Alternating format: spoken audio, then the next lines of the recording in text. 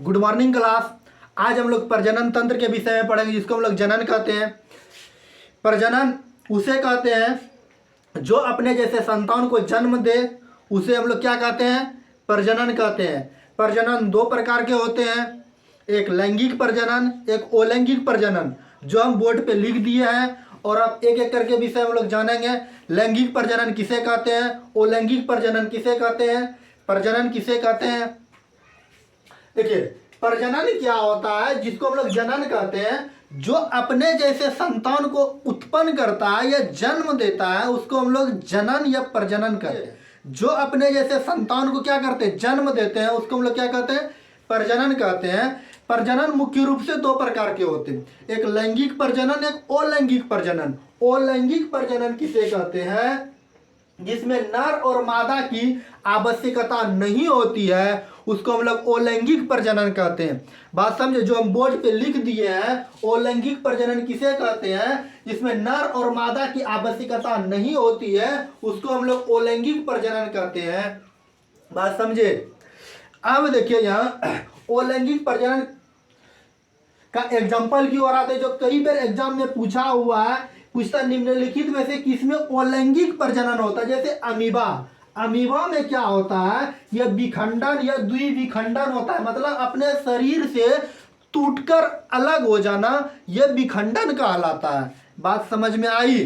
तो अमीबा में किस प्रकार का प्रजनन होता है? तो अलैंगिक प्रजनन होता है।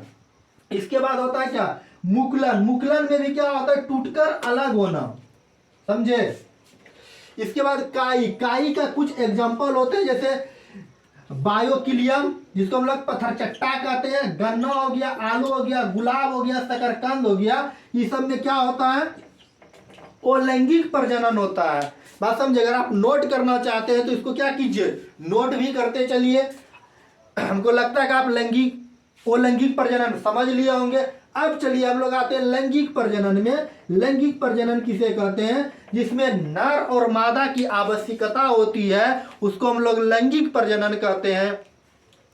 बात समझे? जिसमें नर मतलब पुरुष हो गया, मादा मतलब स्त्री, जिसमें नर और मादा की आवश्यकता होती है, उसको हम लोग लैंगिक प्रजनन कहते हैं। लैंगिक प्रजनन में दो ही चीज भाग लेते हैं, एक नर और एक मादा। ठीक, अब देखिए, नर जिसको हम लोग पुरुष कहते हैं, पुरुष का जनन अंग मुख्य रूप से वृषण है। ठीक, मनुष्य में वृषण की संख्या 2 होती है, जो हम बगल की फिगर में हम बना दिए हुए हैं। तो मनुष्य का मुख्य जनन अंग क्या है? क्या है? वृषण है, जो बगल यहां पर हम फिगर बना दिया। परीक्षा में पूछे जाते हैं पुरुष के जनन अंग से कौन कौन से क्वेश्चन पूछे जाते हैं, वो हम इस पर चर्चा करेंगे।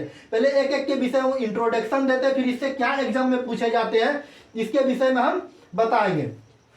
अब देखिए, इसके अंदर ये क्या है? पुरुष का वृषण का फिगर है। अब देखिए, एक एक के विषय में पढ़ेंगे हम लोग। पेनिस, जिसको हम लोग क्या कहते हैं? हिंदी में सीसन कहते हैं।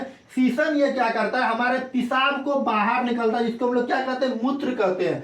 तो सीसन का क्या काम है? जिसको हम लोग पेनिस कहते हैं हिंदी में, यह पेशाब को हमारे बाहर निकालने का कार्य करता है। परीक्षा में पूछे जाते हैं कि सीसन का क्या कार्य है। इसके बाद पाया जाता है वेस्ट डिफरेंस नामक नस, ऊपर में पतली नस पाई जाती है। ठीक, इसका क्या कार्य है? जो बेस्ट डिफरेंस जो है क्या करता है? बीड़ी को निकालता है। ठीक, बीड़ी को निकालता है। तो डॉक्टर से क्या करते हैं? जब पुरुष की नसबंदी जब करते हैं, बेस्ट डिफरेंस नामक नस को क्या करते हैं? काट देते हैं। इसीलिए क्या पुरुष की नसबंदी को क्या कहलाता है? वेक्सोटॉमी कहलाता है। बात समझे? बेस्ट डिफरेंस एक पतली नस होती है। इसके बाद हम लोग आते हैं कौन चीज? एपिडर्मिस। एपिडर्मिस क्या होता है? वृषण के बाहर एक पतली नस होती है। इसके वृषण के बाहर जो होती है एक प्रकार की पतली नस होती है। पेनिस के विषय में बता दिए, बेस्ट डिफरेंस के नाम के विषय में बता दिए, एपिडर्मिस के विषय में बता दिए। अब चलिए, यहाँ टेस्टिस का मुख्य रूप से हमारे शरीर में योगदान है। टेस्टिस, जिसको हम लोग हिंदी में वृषण कहते हैं, जिसकी संख्या मनुष्य में 2 गो होता है, जो यहाँ पर हम फिगर को बना दिए हुए हैं। ठीक, और यह पुरुष का जो है मुख्य जनन अंग है। और इसके बाहर में जो एक वृषण कोष होता है, यह टेस्टिस के बाहर एक पतली परत होती है, जिसको हम लोग क्या कहते हैं? वृषण कोष कहते हैं। अब चलिए, बेस्ट डिफरेंस किसे कहते हैं और इसका क्या कार्य है, इसके बाद पुरुष से कौन कौन से हार्मोन निकलते हैं, इसके विषय में हम लोग जानेंगे। चलिए आप क्लास में क्या कीजिए, बने रहिए। वृषण में देखिए क्या बनता है, शुक्राणु बनता है, जिसको हम लोग क्या कहते हैं अंग्रेजी में टेस्टिस कहते हैं, जिसकी संख्या हमारे शरीर में कितनी है, 2 है।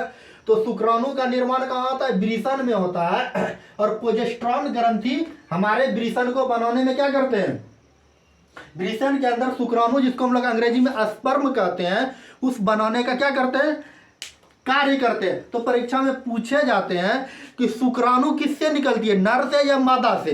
तो आप याद रखिएगा, शुक्राणु जो है, जिसको हम लोग अंग्रेजी में क्या कहते हैं, स्पर्म कहते हैं, ये हमेशा पुरुष से निकलता है। जो प्रोजेस्टेरोन ग्रंथि जो होती है, यही निकालने में मदद करती है, और इसी से क्या होता है, बच्चे का जन्म होता है। अब देखिए, और टेस्टिस से एक टेस्टोस्टेरोन नामक हार्मोन निकलती है, जो ये क्या करते हैं, हमारे अंदर किसी भी व्यक्ति को सूंघने के बाद उत्तेजना पैदा करते हैं। जब हम लोग कहीं चलते हैं तो कोई अगर सेंट लगा के चलता है तो वो क्या करते हैं, सूंघने के बाद हमारे शरीर में अलग फीलिंग होने लगता है, उत्तेजना पैदा करने लगता है। और इसका क्या क्या लक्षण होता है, ये टेस्टोस्टेरोन हार्मोन हमारे शरीर से निकलेंगे तो क्या होने लगता है, ये पुरुष से जब निकलते हैं तो परीक्षा में पूछे जाते हैं, टेस्टोस्टेरोन हार्मोन और प्रोजेस्टेरोन ग्रंथि कहाँ से, किससे निकलते हैं, स्त्री से या पुरुष से। तो प्रोजेस्टेरोन ग्रंथि जो होते हैं, ये पुरुष को स्पर्म बनाने में मदद करते हैं। टेस्टिस से टेस्टोस्टेरोन नामक जो हार्मोन निकलते हैं, ये हमारे शरीर में उत्तेजना पैदा करते हैं। और इसके क्या क्या कारण है, लड़का में क्या हो जाता है, दाढ़ी बाल आना चालू हो जाता है, मूंछ आना चालू हो जाता है, आवाज भारीपन होने लगता है, ये टेस्टोस्टेरोन हार्मोन के कारण होता है। बात समझे। अब चलिए शुक्राणु के विषय में पढ़ते हैं। शुक्राणु की संख्या जो है, जिसको हम लोग अंग्रेजी में क्या कहते हैं, स्पर्म, हमारे शरीर में 20 लाख है। इसका जीवन काल जो होता है 20 से 30 मिनट का होता है। अगर हमारे शरीर से स्पर्म निकल गया तो इसका जीवन काल जो होगा 20 से 30 मिनट होता है। और इसकी हमारे शरीर में संख्या कितनी है, 20 लाख है। बात समझे। इसकी तापमान जो होता है हमारे शरीर से 2 से, जैसे हम लोग के शरीर का 37 डिग्री टेम्परेचर होता है सामान्य मनुष्य का, तो उससे 2 से 3 सेंटीमीटर कम होता है वृषण का तापमान।